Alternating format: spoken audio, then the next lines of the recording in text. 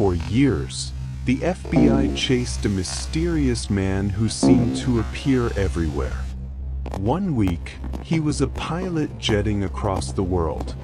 The next, he was a doctor in a hospital. And then suddenly, a lawyer in court. He was always 2 steps ahead, impossible to catch.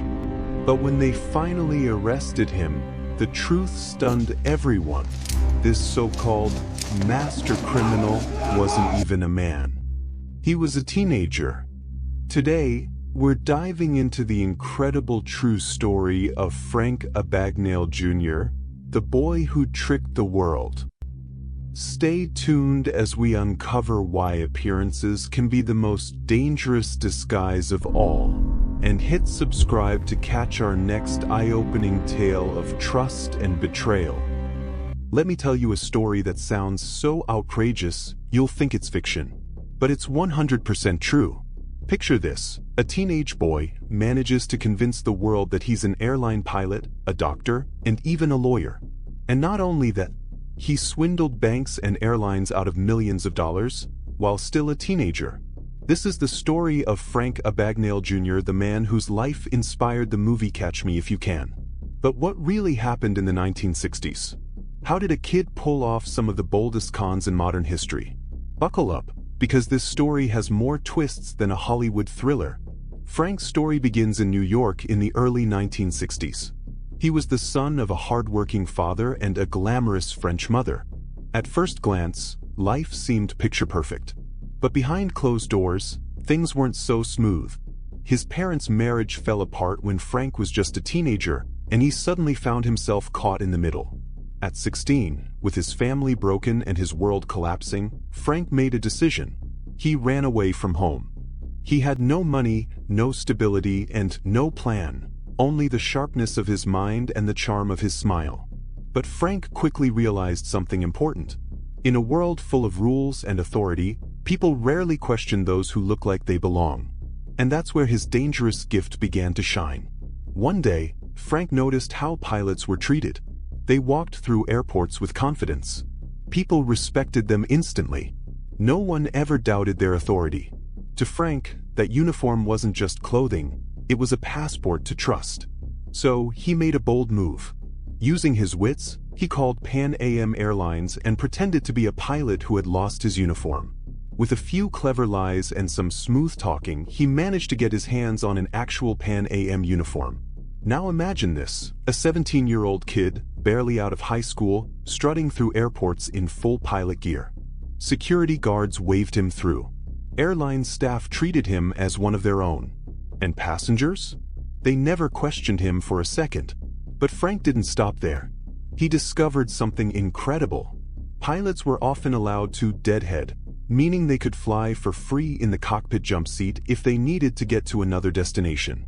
Frank exploited this loophole brilliantly. For years, he traveled the world for free, hitching rides on Pan Am planes as if he were part of the crew. The best part? He didn't just travel. He used that uniform to cash fake paychecks, convincing banks that he was a trusted airline employee. And they bought it, again and again. By the time he was done, Frank had conned airlines and banks out of millions of dollars in forged checks. And he was still a teenager. But Frank wasn't satisfied with just being a fake pilot. He wanted to push the limits. So he moved to Georgia and came up with a new persona: Dr. Frank Williams, a supervising physician at a local hospital. Here's the shocking part: he had zero medical training. He had never stepped foot in medical school. But he managed to convince an entire hospital staff that he was a doctor. Now you might be wondering, how could he possibly pull this off without killing someone? The truth is, Frank was clever enough never to perform actual medical procedures. Instead, he played the role of a supervisor, floating through the hospital, giving orders, and leaving the real work to the trained doctors.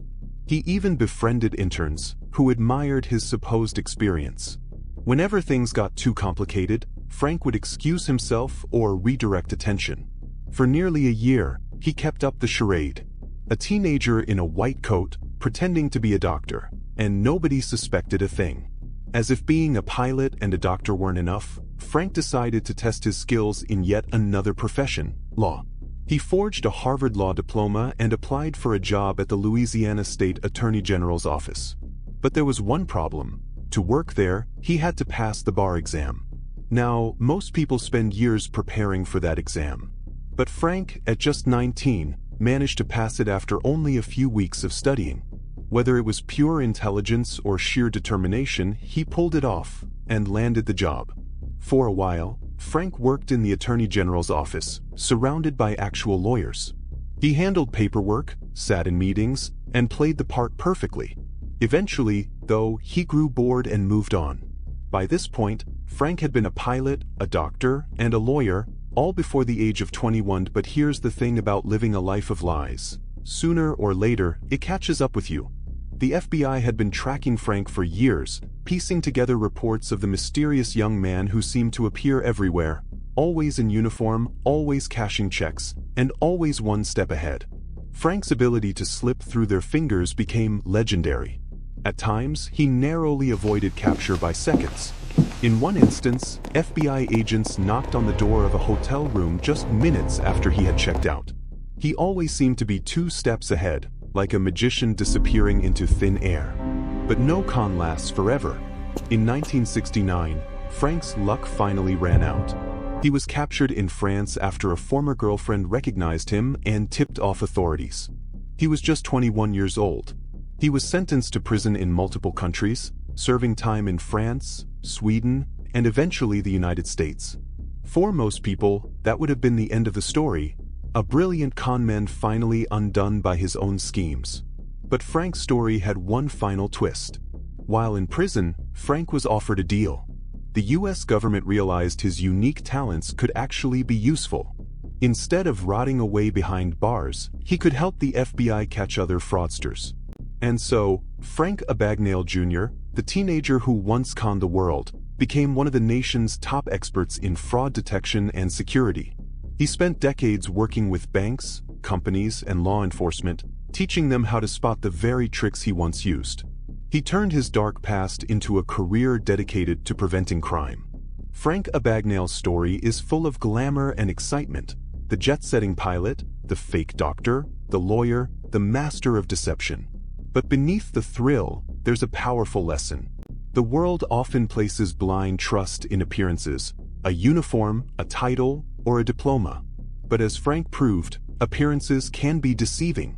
People will often accept what looks official without ever checking the truth. Always verify credentials. Always question authority. Because sometimes, the most confident expert in the room might just be a teenager in disguise. Frank Abagnale Jr. started his life as a runaway kid with nothing. He became one of the most infamous con men of the 20th century. But instead of fading into history, he transformed himself into a respected authority on fraud prevention. The boy who once tricked the system now protects it. And that's why his story still fascinates us today.